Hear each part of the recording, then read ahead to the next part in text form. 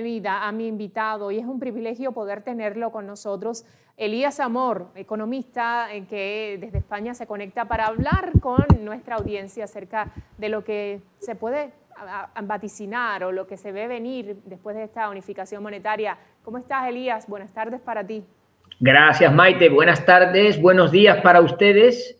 Gracias por tenerme aquí en tu programa y ojalá que pudiera ayudar a desentrañar alguna de esas dudas que en este momento todavía tenemos, ¿verdad? Son sí. Muchas las preguntas, me imagino. ¿A que sí? Pero a ver, podemos vaticinar algo, Elías, conociendo ya el sistema, ¿no? Conociendo quiénes son los que van a ejecutar este cambio. ¿Qué pudieras analizar tú o qué has visto tú a partir del anuncio que ellos realizan? Bueno, vamos por partes. Guerra avisada no mata soldados. Esta unificación monetaria estaba anunciada ya desde el año 2011. Por lo tanto, desde el verano para acá, el proceso se ha acelerado y además se ha puesto en marcha en un momento en el que la economía cubana no está bien. La economía cubana, según fuentes de la CEPAL, ha experimentado este año una caída en el Producto Interior Bruto del 8%.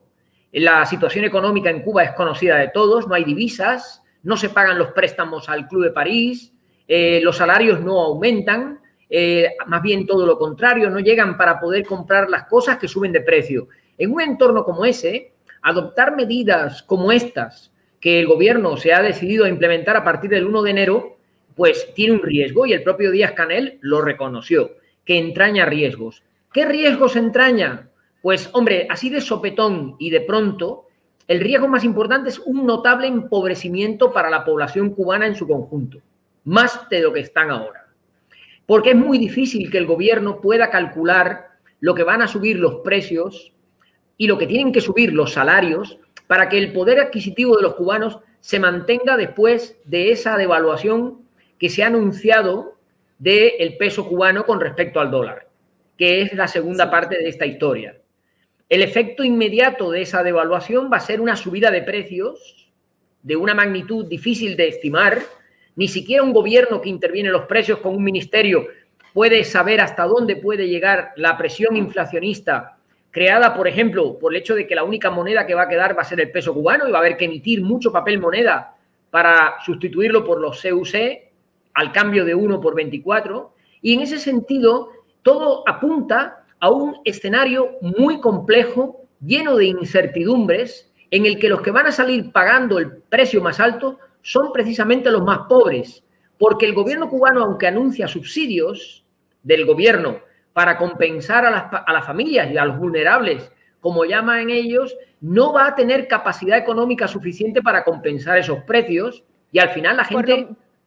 Perdón. Sí, por lo menos sabemos que ellos no tienen, digamos, Elías, la responsabilidad, ¿no? Ni la intención de satisfacer las necesidades del pueblo. Y eso lo hemos visto durante esta pandemia, ¿no? Que el pueblo ha tenido que salir a las calles a buscar ahí, a lucharla en medio de la exposición a una crisis sanitaria. Al régimen no le importa y me imagino que después, cuando veamos las dificultades una detrás de otra, tendrán el panorama perfecto para justificar con el embargo económico, con las medidas restrictivas y que todo lo que está ocurriendo es producto del vecino o del imperio americano, me imagino. Bueno, pues tienes toda la razón. Las 200 páginas de textos publicados en la Gaceta Oficial, que las estamos destripando lentamente porque son mucha la cantidad de información que tiene y nuestros recursos son limitados, bueno, pues apuntan a que vamos a estar hablando durante meses de este proceso, que no va a ser inmediato ni mucho menos. Pero al final de todo, lo que quiero que nuestros oyentes tengan claro es que esta medida está adoptada por un gobierno que se llama a sí mismo comunista y defensor de los vulnerables y defensor de la justicia social, pero que ha tomado la decisión peor para el colectivo de la población cubana y ha beneficiado con esta devaluación del peso cubano de 1 a 24, como lo van a fijar finalmente, a las empresas estatales, a los sectores económicos que están vinculados a los intereses de la seguridad del Estado y del Ejército, que son todas las empresas pertenecientes al turismo y a las actividades financieras y de proyección externa de la economía. No benefician a los cubanos que van a los mercados a comprar los productos que venden los agricultores independientes. No, esto no va a ser beneficiado. Se benefician las empresas estatales, muchas de ellas en pérdidas, que gracias a un cambio de 1 por 24 y no 1 a 1 como ahora, que era la paridad, sí que se van a beneficiar de esa devaluación. Pero el pueblo cubano no. Y lo que hay que hacer es cambiar cuanto antes los CUC que se tengan en depósitos o guardados en caja, porque conforme se pase más tiempo, esos CUC van a perder cada vez más poder adquisitivo en términos de luego de su conversión a dólares. Y sabemos que perfectamente te pueden decir, mira, no tenemos efectivo, no tenemos cash para darte, y se convierte todo en una justificación, porque es lo que ha sucedido también con esto del dólar, que cuando las personas han querido ir a buscar dólar en efectivo, después que los tienen en sus tarjetas magnéticas, las tarjetas electrónicas pues les dicen así olímpicamente, retírate porque no podemos ayudarte. Y esa es la respuesta que sabemos que tristemente, yo no quiero vaticinar ni parecer negativa, ¿no? Pero conocemos cómo funciona el sistema, un sistema que no funciona además. Es decir, ¿cómo funciona el sistema? Un sistema que no tiene una estructura, que no tiene una infraestructura para nada. Ahí todo es como un juego de locos, ¿no? Un carrito de locos. Yo quería preguntarte también, Elías, si a partir de este anuncio de unificación monetaria, pudiéramos ver que el régimen en un momento determinado se replantee su sistema económico y quizás siga los pasos de China, o esto lo ves imposible para la isla de Cuba. Bueno, si se replanteasen esto, que yo creo que no les va a quedar más remedio al final del camino que reconocer que la vía comunista, la vía social comunista está acabada, está obsoleta, yo creo que han empezado la casa por la ventana. Tendrían que haber tomado primero decisiones importantes en materia de sistema de derechos de propiedad y de propiedad privada para todos los cubanos, pero no han hecho eso. Han empezado por los aspectos monetarios y cambiarios, que es verdad que había que resolver. No tiene sentido que en Cuba anden circulando dos monedas en el país. Una moneda ficticia creada por Fidel Castro y la otra, el peso cubano de Leopoldo Cancio, nuestro gran ministro de Hacienda de 1916, y al final lo que tiene sentido es que el país tenga soberanía monetaria, que haya una sola moneda, el peso cubano. Esto es una buena cosa, una buena noticia, y hay que celebrarlo. Yo soy el primero que celebro que el peso cubano sea la moneda de Cuba. También es verdad que se han protegido con respecto al dólar. El dólar no va a poder circular en Cuba, salvo en las tiendas en moneda libremente convertible, en donde se paga no con el dólar, sino con la tarjeta de débito expedida por los bancos. Con lo cual el dólar va a ser un activo que va a estar más bajo control total del Estado, porque el cubano no va a poder tener dólares en el bolsillo, salvo que reciba una transferencia, la cambie inmediatamente y la cambie a pesos cubanos. O habrá un depósito en un banco para luego poder comprar con la tarjeta de débito las mercancías que le van a vender en dólares. Pero el dólar no va a circular por el país y tendremos que recurrir en algún momento pronto al cambio que se plantea al peso cubano con el dólar en el mercado informal. Esto nos va a dar una idea magnífica de si la moneda cubana, el nuevo peso cubano que surge de la unificación, tiene capacidad para resistir la fuerza que va a tener el dólar con respecto al peso. Porque no nos olvidemos, en el momento en que el peso cubano y el dólar se establezca un cambio de 1 por 24, como ha anunciado el gobierno, en ese momento el peso cubano también tiene una equivalencia con el euro, con el yen, con todas las monedas internacionales. Y además, en el decreto que han publicado, nos han dicho que nos van a publicar periódicamente los cambios de la moneda cubana con el resto de las divisas. Mira, qué bien. Pero Elías, ahí mi temor, porque tú sabes que ellos actúan de manera alocada y lo mismo amanece una noticia como esta, que mañana están penalizando el dólar. Es decir, sabemos que es un régimen loco, es un régimen que toma medidas absurdas y recordemos que muchos cubanos pagaron prisión precisamente por tener un dólar en el bolsillo. Así es. ¿Tú crees que pudiera también pasar algo similar o algo así, no? No, Maite, este es un pulso de fuerza que ha ganado el sector empresarial vinculado al ejército y a la seguridad del Estado, que es el que realmente manda en Cuba y que ha colocado a Marrero de vicepresidente. Es decir, está ya preparado para en su momento sustituir a Díaz-Canel, que representa a la ortodoxia comunista radical, ideológicamente amparada dentro de lo que podríamos denominar la burocracia estatal.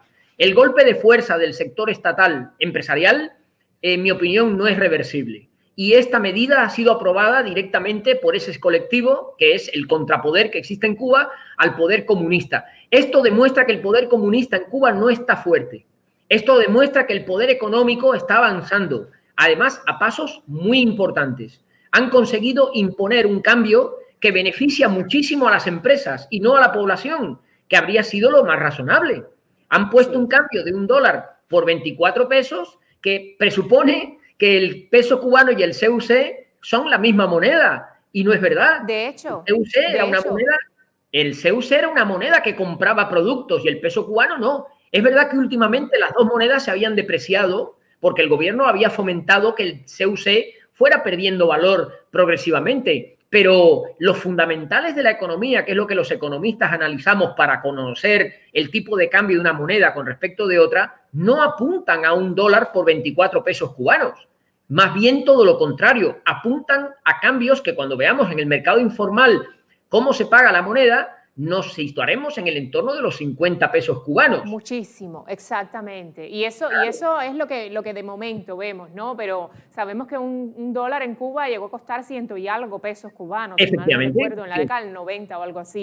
Elías, tú lo dices, ¿no? El pueblo es el que más perjudicado se pudiera ver. De hecho, en uno de los fragmentos estos que pude leer así de muy rápido, ¿no? De la Gaceta, creo que vi, y quiero que tú me rectifiques, dos cosas que me llamaron la atención y la he compartido ya con la audiencia. El hecho que dice que la tarifa eléctrica va a subir y todavía hay que ver cuánto le van a pagar a las personas, a los cubanos, para poder tener dinero suficiente para pagar esa tarifa eléctrica más alta. Y por otra parte están hablando de retirar subsidios innecesarios.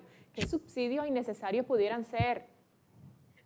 Vamos a ver, no tengo todavía todos los datos porque, como te he comentado al principio de mi intervención, estamos en proceso de análisis. Pero los precios de la energía en Cuba son posiblemente de los más bajos del mundo.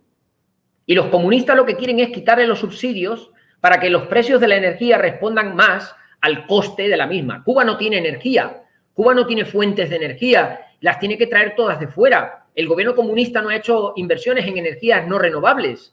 O en energías renovables, vamos a llamarle así, la solar o las diferentes que hay. Con lo cual el coste del kilovatio es carísimo en Cuba y está subsidiado. ¿Qué han descubierto? Ellos han descubierto que el precio del kilovatio que paga una ancianita que vive de una pensión de 12 dólares al mes y que vive en un tercer piso semiderruido de una finca en La Habana, es el mismo precio que paga un cuentapropista que tiene un restaurante y que vende al público la comida a unos precios y que gana dinero.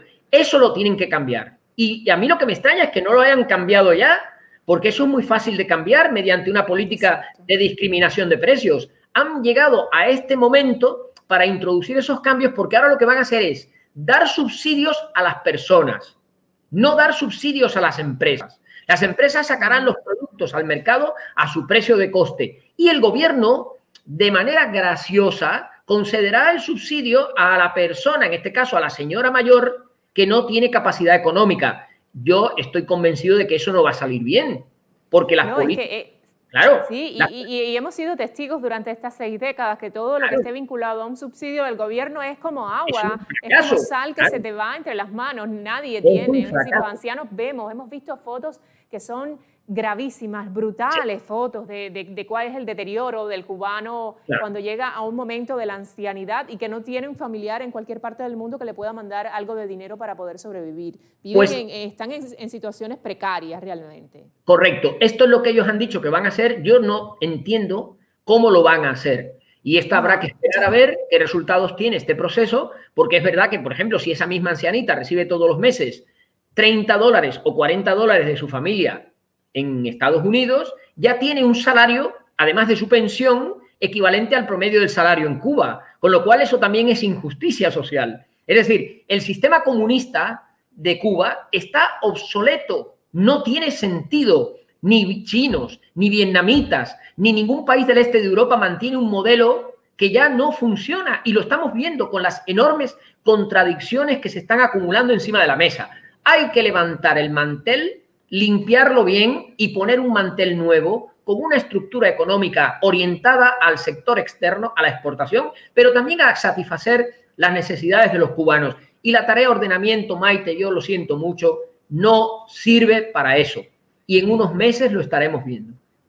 Pero Elías, yo esa imagen del mantel me la imagino así, con todos ellos metidos dentro del mantel, le hacemos un nudo y los tiramos, ¿no? Porque realmente yo no creo que ahí, en esa mesa, exista alguien que tenga primero dos dedos de frente y segundo la intención buena de echar al país adelante, como ellos están diciendo precisamente en esta portada del Granma que amanece hoy, obviamente no, yo no me esperaba otra cosa. Ellos siempre van a alabar y van a darle todas las posibilidades, ¿no? Y toda la promoción a esta tarea de ordenamiento 2021 que dice, comienza el proceso más determinante para avanzar en la actualización del modelo económico. Primero, el modelo económico ese que es nefasto, ¿no? Y que sabemos que ellos mismos han tenido que reconocer que es un modelo económico fallido, ¿no? Y también, si mal no recuerdo, Elías, y tú, si me puedes refrescar esta realidad, Raúl Castro, no recuerdo en qué año fue, pero cuando reconoció que el modelo económico cubano era fallido, ¿no? Que no tenía un buen funcionamiento, ellos se dieron a la tarea de mejorar un poco el sistema económico y prometieron varias cosas que me parece que ni una han cumplido.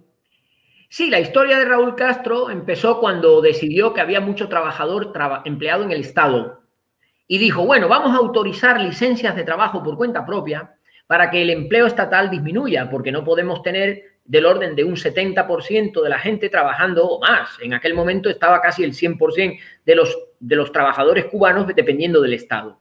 Y empezaron a autorizar las licencias para el ejercicio por cuenta propia. El proceso fue tan rápido y hubo tantos cubanos que quisieron pasarse a la iniciativa privada para independizarse que los sindicatos y las organizaciones de masas ganaron el pulso y obligaron a Raúl Castro a frenar el proceso. Y todo ese proceso de orientación hacia el sector privado se frenó bruscamente y ha quedado en ese aproximadamente 30% que alcanza el empleo privado en Cuba. Fíjate que ese porcentaje es justo el que registra el empleo estatal en otros países. O sea que en Cuba se da lo contrario de la mayoría de países del mundo. En los países del mundo, el empleo privado está en torno a un 70-80% de la población ocupada y el empleo estatal el resto, entre un 25 y un 30. En Cuba es al revés, el 70% la gente trabaja para el Estado y el 30% en lo privado. Ese proceso debería de haber continuado. La economía estatal no funciona. Ellos quieren defender su modelo socialista y ese modelo socialista entró en crisis desde hace ya muchos años. Probablemente el primer golpe lo tuvo con la caída del muro de Berlín y el segundo golpe lo tuvo en el año 2016, muy recientemente, cuando Venezuela dejó de mandar petróleo barato. Ese modelo depende de que haya dinero de fuera que llegue gratuitamente a Cuba, porque la economía cubana es enormemente improductiva porque no hay motivación, porque porque los emprendedores, los trabajadores, todo el mundo está sometido al ordeno y mando del gobierno comunista. Y así no se puede funcionar. La economía necesita libertad de elección, motivación, deseos de progreso, deseos de prosperidad, de mejora. La demostración es clara. Un cubano que en Cuba se está malviviendo con eso, con 879 pesos al mes, llega a España y en un año ha emergido socialmente, tiene su casa, tiene su coche, su auto y su plan de vida de futuro. Eso ocurre cuando el cubano sale de Cuba. ¿Por qué el cubano no puede hacer eso en su propio país? Bueno, pues la razón... Y me pregunto yo... El modelo. Y quiero preguntarte, ¿por qué tú, que eres obviamente un economista, un experto, un analista de todo, de tantos sistemas de modelo económico y de todo lo que ha pasado en la isla de Cuba, por qué mi sobrino, que tiene 9 años, también se da cuenta y dice, esto no está funcionando? Es decir, cualquier persona se da cuenta de que no funciona el sistema económico, pero aún así el régimen insiste. Estamos hablando de que es demasiado dinero, entonces, demasiada entrada de dinero y demasiado poder para que ese régimen no les dé posibilidades y oportunidades económicas a los cubanos. Claro, la riqueza nacional en Cuba está en manos del Estado. La riqueza nacional, los recursos de producción, todo el mundo depende del Estado. Tú estudias lo que el Estado quiere que estudies. Tú eres al final de tu vida lo que el Estado quiere y toda tu vida depende de lo que el Estado te diga. El Estado, el partido y la ideología comunista. Ese trío de poder es lo que lastra el desarrollo económico de Cuba porque no se ha comprobado históricamente que el modelo social comunista haga que los países prosperen. Es justo lo contrario. Venezuela ha sido el ejemplo paradigmático de una potencia económica en América Latina emergente que se ha convertido en un auténtico caos de miseria y de pobreza por aplicar ideas similares a las de Cuba. No tiene sentido que los cubanos no reconozcan el fracaso sistémico del modelo. Y nosotros lo que queremos es que hagan reformas estructurales para que Cuba progrese en beneficio de todos por igual y no como ahora, que la riqueza, cuando entra al país la riqueza, se reparte entre la cúpula del poder y las empresas vinculadas a la cúpula del poder. Pero el cubano que vive en Santiago de las Vegas, en Caimito o en Bejucal, no le llega esa riqueza y no tiene formas de progresar de manera independiente porque para poder desarrollarse el Estado le prohíbe, le frena. A mí ayer viendo el informativo de la televisión cubana para conocer las noticias, me gustó mucho una visita que hizo Díaz-Canel a un propietario de tierras en Rancho Boyeros, que en un momento de la grabación le dice Díaz-Canel, ¿y tú qué quieres para mejorar? ¿Quieres regadío? ¿Quieres abono? ¿Quieres semilla? Y le dijo, no, Díaz-Canel, lo que quiero es tierra. Y se quedaron todos mirándolo, porque lo que ese campesino quiere es aumentar el tamaño de la explotación, que los comunistas no le dejan crecer para que no produzca más y gane más dinero. Y él se lo dijo a Díaz-Canel. Y Díaz-Canel dijo, oye, denle tierra, denle. Ese es el problema. La tierra no es del agricultor, la tierra no es de quien la trabaja. Tenemos que devolver la propiedad de la tierra a los cubanos, para que el agricultor cubano sea dueño de la tierra como lo hicieron en Vietnam. Y gracias a eso, Vietnam, que padecía hambrunas, se ha convertido en el principal exportador de arroz de Asia. Pero Elías, lo sabemos. El régimen prefiere tener estos campos, estas tierras llenas de marabú, no le importa, porque no le importa al campesino, no le importa nada. Ellos tienen sus necesidades satisfechas y consideran que así debe ser, que la cúpula gubernamental tenga todo lo que necesita para seguir gobernando a ciudadanos de cuarta, empobrecidos y viviendo en la miseria. Yo te agradezco muchísimo, Elías. Siempre es un gusto conversar contigo. Bueno, y te pediría, por favor, si más adelante pudiéramos conversar en algún momento de la semana, a ver cómo vemos el proceso de unificación monetaria, por qué camino va. Yo encantado de estar aquí en tu programa, como sabes, y en tu compañía, así que cuenta conmigo para cuando lo necesites. Encantado de estar. Gracias, Elías. Elías Amor, economista y uno de los hombres que también lucha de manera continua por la libertad y el respeto de los derechos de los cubanos.